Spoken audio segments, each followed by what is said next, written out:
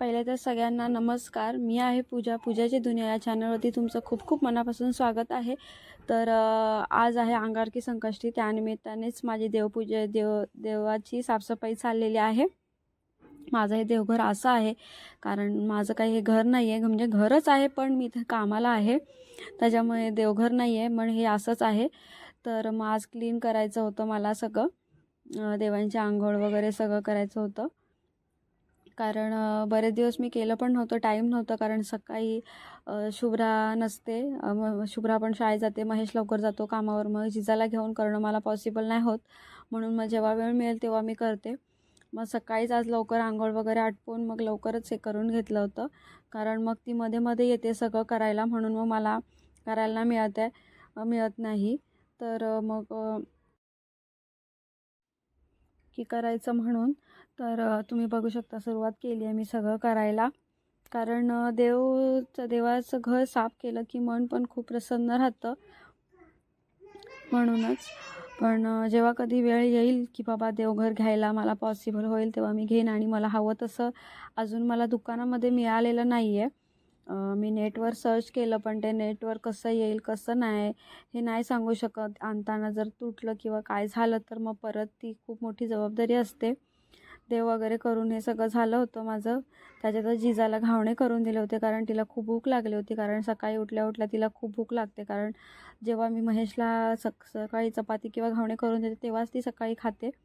त्याच्यामुळे आज उशीर झाला होता, त्याच्यामुळे ती खूपच तमाशा घालत होती. म्हणून पहिले तिला 2 घावणे घालून दिले, मग ते तिने चहासोबत वगैरे खाल्ले. कारण लहान मुलांचं कसं असतं की सकाळचं पहिले त्यांना उठल्या उठल्या खूप भूक लागते. कारण आता ती म्हणजे 6 वर्षाचीच होती तेव्हा तिने दूध सोडलं होतं. त्याच्यामुळे कसं असतं की काही काही मुलं अजून 2 वर्षाची झाली त्याच्यानंतर पण ते दूध घेत असतात. तसं नाही आहे तिचं, पण तिने लवकरच दूध सोडलं आणि तिने स्वतःहूनच सोडलं. मला ते काय करायची गरज नाही लागली, कारण ती जेव्हा दूध सोडलं तेव्हा ती बाटलीने दूध प्यायची. म्हणून त्याच्यानंतर मग मला पण 11:30 वाजेपर्यंत भूक लागली होती, कारण मला सवयच नाही आहे उपासाची. असे साबुदाणे खिचडी केली होती, ते साहित्य सगळं राहिलं होतं. मग ते मला असे थोडे पराठे केले उपासाचे, आणि खूप सारं साजूक तूप घालून मी असं मस्त परतवून ते घेतलं होतं, म्हणजे शिजवून घेतलं होतं. त्याच्यानंतर दही आणलेलं, ते साखर वगैरे टाकून मिक्सरला बारीक करून मग त्याच्यासोबत मला खायला घेतलं. खाऊन वगैरे घेतलं, खाली गेली. त्याच्यानंतर खालचा कचरा वगैरे काढून घेतला. कपडे भिजत घातले होते, कारण मग थोडेसे ते उमलतील, कारण कचरा वगैरे संकष्टी आहे, कोण आला तर मग ते चांगला दिसत नाही. आणि महेशला पण सकाळी सकाळी वेळ असेल तर मग तो काढतो, नाही तर मग मलाच काढावा लागतो. जेव्हापासून मी प्रेग्नंट होती तेव्हापासून सगळं ह्या गोष्टी महेशच करायच्या. आता 3-4 महिने झालेत मी ह्या गोष्टी करायला लागली आहे. 3-4 महिने पण नाही म्हणता येणार, महेश कामाला लागून 1च महिना झाला आहे. म्हणजे मी 1 महिन्यापासूनच हे सगळं करायला लागली आहे. कारण तो जेव्हा कामाला जात नव्हता तेव्हा ह्या गोष्टी सगळ्या तोच करायला, मला काय करावं लागत नव्हतं. तर मला कपडे धुवायचे होते. इकडे बागडे सुकत लावले होते सुके, महेशला भाजून खूप आवडतात. आणि तांदूळ धुतले होते, घावण्याचं पीठ संपलं होतं. इकडे कपडे धुवायची तयारी चालू केली होती, कारण 2 दिवसाचे कपडे होते. आदल्या दिवशी पण मला थोडंसं बरं वाटत नव्हतं, त्याच्यामुळे कपडे राहिले होते. आणि खूप दिवस ऊन नव्हतं पडलं, म्हणून मग टॉवेल वगैरे धुवायला काढले होते, म्हणून ते कपडे खूप जास्त दिसत होते. कारण मग जिजाला घेऊन, कारण ती सारखी पाण्यामध्ये हात घालते, मग परत सर्दी होते. कारण तिचा काल रात्रीपासून कान दुखते, माहीत नाही डॉक्टरकडे घेऊन जावं लागेल की नाही. ते डॉक्टरकडे नेले की नाही तुम्हाला पुढल्या व्हिडिओ कंटिन्यू केला तर तुम्हाला कळेलच. त्याच्यानंतर मग दुपार झाली होती आणि मग तिचा असा टाईमपास चालू झाला होता झोपण्याच्या वेळेमध्ये, की तिचं डॉक्टर खेळ चालू असतो, त्याच्यामुळे ती मला चेक करत होती. त्याच्यानंतर मग सगळं तिला झोपून वगैरे झालं, मी पण थोडीशी झोप घेतली आणि मग जेवणाच्या तयारीला लागली होती. कारण तिचा कान खरंच खूपच दुखत होता. त्याच्यामुळे मग ठरवलं होतं की महेश आल्यानंतर 6 वाजता डॉक्टरकडे जायचं, म्हणून जेवणाला लवकरच लागली होती. तयारी करून घेतली की कसं जेवण सगळं फोडण्यात द्यायला बरं पडतं, म्हणून मग. आणि आज बिरडं आणि काल भाजी जी आणली होती ती त्याची पोकल्याची भाजी करायची होती, मोदक करायचे होते आणि डाळ करायची होती. तर इकडे बिरडं वगैरे काढून झालं होतं आणि नारळ खोवायचं होता लाडवा मोदकांच्या चोळीसाठी, त्याच्यामुळे. आणि काय काय लोक असं म्हणतात की नारळ फोडायचा नसतो किंवा काय असं काय, तर आता जर मी नारळ नाही फोडला, महेश कधी सकाळी लवकर जातो, किती घाई करणार, तरी काय सांगणार कोणाला. म्हणून मग मी जेव्हापासून माझं लग्न झालं आहे तेव्हापासून मी नारळ फोडते. मी त्या गोष्टींवर विश्वास नाही ठेवत. असं म्हणतात की नारळ नसतो फोडायचा, पण मी फोडते कारण ऑप्शन नसतो, बरीच कामं असतात, कधी जेवण असतं, सोलकढी करायची असते, त्याच्यामुळे मग ह्या गोष्टी नाही होत. तिचं मध्ये चालू असतं मला किस करणं वगैरे, कारण लहर येते तिला, आईवरचं प्रेम उतू जातं. मग नारळ फोडून त्यांना दोघींना पाणी दिलं. जिजाला काय एवढं पाणी आवडत नाही, शुभ्राला आवडतं. आणि नारळ पण एवढे महाग झालेत आमच्याकडे, 40 रुपये एक नारळ, 50 रुपये असे नारळ मिळतात. तर आमच्या शेजारीच एक वाडी आहे, त्या काकी आल्या होत्या, त्यांच्याकडूनच मी 35 रुपयाला जेमतेम त्यांनी मला नारळ दिले होते. तर मी 20 घेतले होते, कारण नारळाशिवाय कुठलीच भाजी किंवा काय होत नाही. सहसा कालवणमध्ये मच्छीचं कालवण वगैरे असेल तर मग आम्हाला खोबरं नाही टाकत, कारण आम्हाला नाही आवडत. जेव्हा कस्टमरचं जेवण असतं तेव्हा मग खोबरं लागतं, कारण शेवटी ते त्यांना द्यायचं असतं, म्हणून मग तेव्हा खोबरं लागतं. असं खोबरं खोवून घेतलं मी सगळं. तुम्ही बघू शकता, मला खोबरं खोवायला एवढा कंटाळा येतो. माझं न आवडतं काम दुसरं खोबरं खोवणे, म्हणजे कंटाळा येतो मला, खूप जोर देऊन हाताला लागतं कधी, म्हणून मला भीती वाटते, तरी पण मग ते करावं लागतं. असं म्हणतात की बाईच्या वाटेला रांधा उष्टी काढा वगैरे, असं काहीतरी म्हण आहे, मला नाही, पण ते जे काय आहे ते बाईच्या पदरात आहे, ते बाईला करावंच लागतं. इकडे कांदा वगैरे सगळं कटिंग करून घेतलं. मग एकीकडे डाळ ठेवली होती कुकरला, आणि इकडे मी रुचियाना पितांबरीचं गुळ पावडर वापरते, कारण त्यांनी खूप छान टेस्ट येतं. तूप थोडंसं घालून घेतलं, पावडर घालून घेतली ती, आणि ती वितळायला थोडी वेळ लागते आपल्या साध्या गुळापेक्षा. गुळ पावडर मी ह्यासाठी वापरते घरात, कारण मुलींना खोकला वगैरे झाला की तरी पण ते दुधामध्ये गरम करून त्याने लगेच फरक येतं, दूध हळद वगैरे टाकून, त्याच्यामुळे मी ते गुळ वापरते. 2-3 वर्ष अगोदर मला खूप खोकला झाला होता, त्याच्या वेळेसपासून मी ते गुळ वापरते. इकडे खोबरं वगैरे टाकून घेतलं त्याच्यात, तुम्ही बघू शकता. एवढं छान वास येतो ना तुपाचा वगैरे, खूप, म्हणजे आता घरी दूध असतं, त्याची साय निघते म्हणून ते तूप, कारण इकडे आल्यापासून मी तेच करते. पहिले मला एवढी काय आयडिया नव्हती की दुधापासून सायपासून एवढं वगैरे असं तूप वगैरे माहीत होतं, पण ते कसं काढतात वगैरे माहीत नव्हतं, त्याच्यामुळे. आणि मी जायफळ आणि वेलची टाकली त्याच्यामुळे, पण तो व्हिडिओ माझ्याकडून मी चालू करायला विसरली होती, म्हणून मग ते नाही करता आलं मला. इकडे मस्त चोय झाली होती. इकडे 2 टोपं ठेवले होते, एक कढई ठेवली होती आणि एक छोटी लंगडी ठेवली होती. एका छोट्या लंगडीत मी त्या पोकळ्याची भाजी करायची होती, आणि एकीकडे बिरडं घालायचं होतं. तर जिरं, हिंग, असं कांदा, असं सगळं घालून घेतलं दोन्ही ह्याच्यामध्ये, कारण कांदा हल्ली शिजायला खूप वेळ लागतो. मिरची घालून घेतली त्याच्यामध्ये, तुम्ही बघू शकता. थोडासा कढीपत्ता, शुभ्राला खाली आणायला पाठवलं होतं मी, ती येईपर्यंत मग कांदा वगैरे मी टाकून घेतला होता.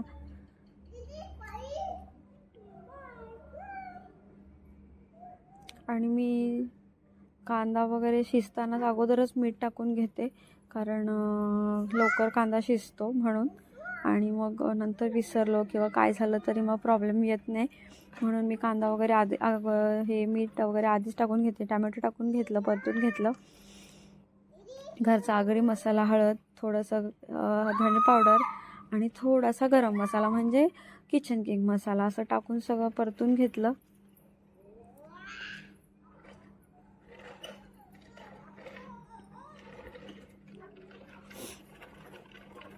थोडंसं परतून थोडंसं झणकार यायला लागला नाकाला की मग त्याच्यामध्ये बिरडं घालून घ्यायचं. आणि शेकट्याच्या शेंगा पण टाकल्या होत्या, ज्या आईने आणल्या होत्या त्या, कारण मला कुठल्या पण भाजीत शेकट्याच्या शेंगा तुम्ही टाकून दिल्यात तरी मी खाऊ शकते, इतक्या मला आवडतात. आणि त्याच्यामध्ये खूप प्रोटीन पण असतं, म्हणजे कॅल्शियम.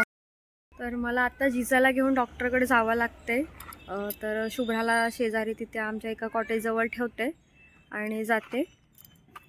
अलिबागला जावं लागेल, जेवण वगैरे सगळं करून ठेवले, आल्यानंतर देवपूजा करेन.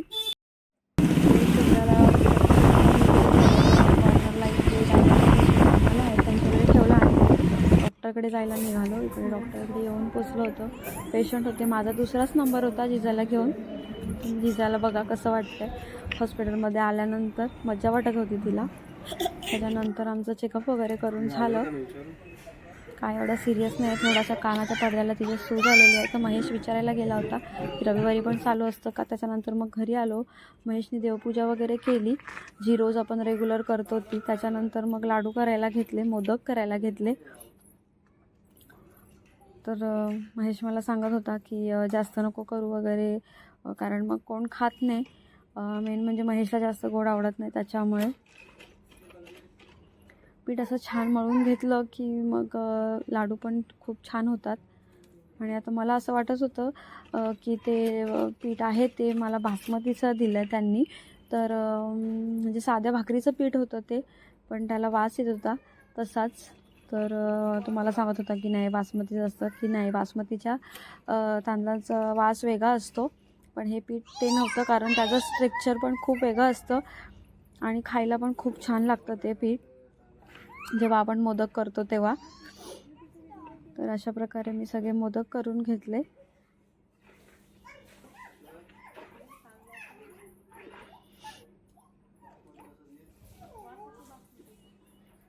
त्याच्यानंतर जिजाला चोय हवी होती, ती मागत होती माझ्याकडे. मी तिला सांगत होती, कारण लहान मुलांचं कसं असतं, एकदा दिलं की मग सारखं द्यावं लागतं. म्हणून मी तिला नाही देत, कारण मग सारखं गोड वगैरे खाल्लं की मग जंतांचा वगैरे प्रॉब्लेम होतो.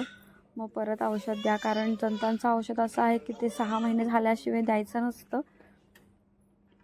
मग महेशला मी सांगितलं की तिला दूध दे. तिथे गरम करून ठेवलं होतं मी,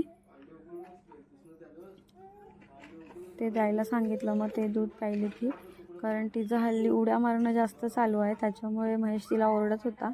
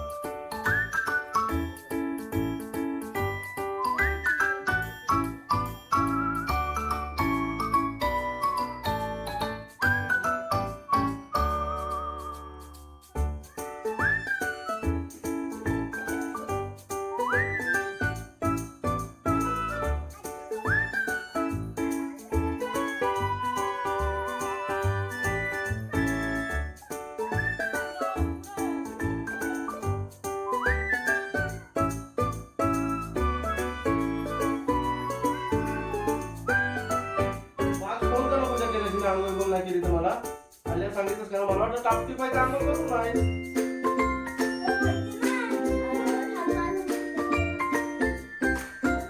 ती 5 बोटं गेली असती ना तर दुसरं काही उपयोग असते आता.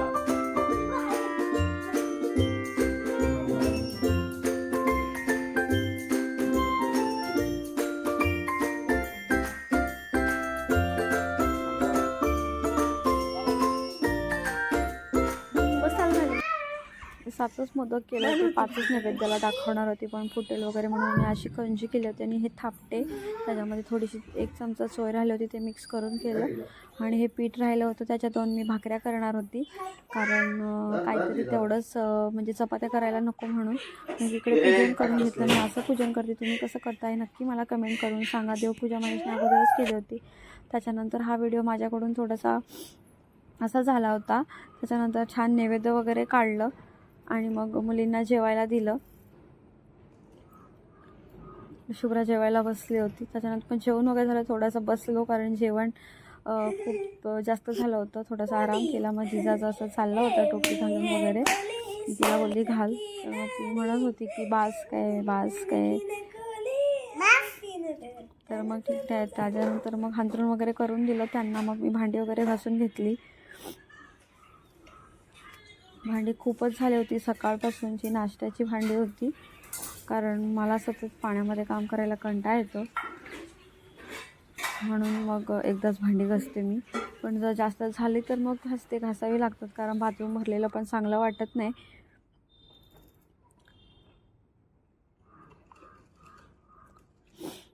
पहिले भांडी स्वच्छ धुवून घेतली होती मी नेहमी असंच करते, भांडी सगळी वेगवेगळी करून घेते, टोपं वेगळी करून घेते, छोटी भांडी एका साईडला ताटं ठेवून घेते.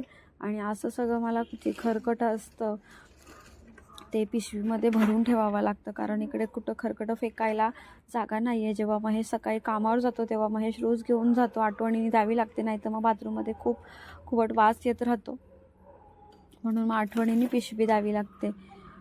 जेव्हा मच्छी असते, मच्छीची घाण किंवा कस्टमर असतात तेव्हा त्या दिवशीची घाण त्याच दिवशी टाकावी लागते. कारण आता थंडी आहे तर आम्ही ह्याच रूममध्ये झोपतो, हॉलमध्ये झोपत नाही, कारण हॉलमध्ये खूप थंडी लागते. म्हणून भांडी अशी व्यवस्थित धुतली, छोटी छोटी भांडी, मोठी मोठी भांडी, की ट्रेमध्ये राहतात पण आणि लावायला पण बरी पडतात ताटं. कारण मग कशी पण ठेवली की सैरा वैरा होतात आणि एका ट्रेमध्ये भांडी व्यवस्थित राहत पण नाही. म्हणून मग मी पहिल्यापासूनच अशी भांडी ठेवते आणि मग ती आपल्याला चांगली सवय लागून जाते. तुम्ही म्हणत असाल की हिच्या व्हिडिओमध्ये किती बाजूचा आवाज येत आहे, कारण रात्री सगळे झोपल्यानंतर मग आवाज बाहेर फुटत नाही, तोंडातून आवाज एवढा बाहेर येत नाही. मग मला जेव्हा शांत थोडंफार असेल तेव्हाच मी व्हिडिओ करते आणि हे रेकॉर्डिंग करत असते, त्याच्यामुळे जिजाचा वगैरे आवाज येणारच. कारण माझं काय असतं की जेव्हा झोपेल तेव्हा पण बाजूची दुसरी कामं असतात ती मी करून घेते, म्हणून मग व्हिडिओमध्ये थोडाफार आवाज येतो, ऑप्शन नाही आहे माझ्याकडे दुसरा. म्हणून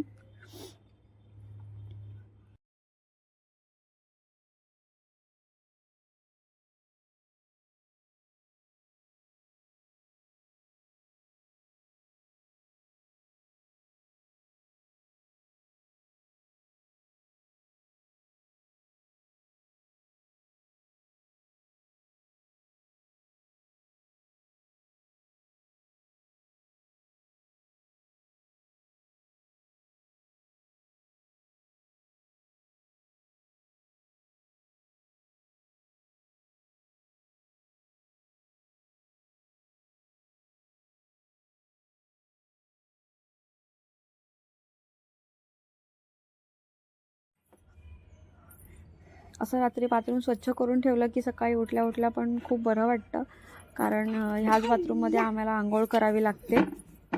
त्याच्यामुळे मग सकाळी उठल्या भांडी घासणं पॉसिबल होत नाही माझ्याकडून, कारण मला सकाळी उठल्या एवढं वाकून काम करायला जमत नाही कमरेच्या गॅपमुळे, म्हणून मग रात्रीच भांडी घासून घेते.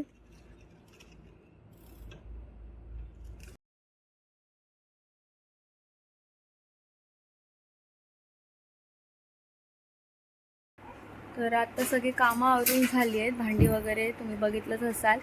तर आता आमची झोपायची तयारी चालू आहे. जिजा बघा, जिजा बोल बाय बाय कर, हाताने असं बाय कर, हां बाय. हां, तर माझ्या चॅनलला सबस्क्राईब करा आणि लाईक करा आणि तुमचं सर्वांचं खूप खूप प्रेम द्या. आजच्या ब्लॉगसाठी एवढंच, भेटूया पुढल्या ब्लॉगमध्ये. Bye, good night.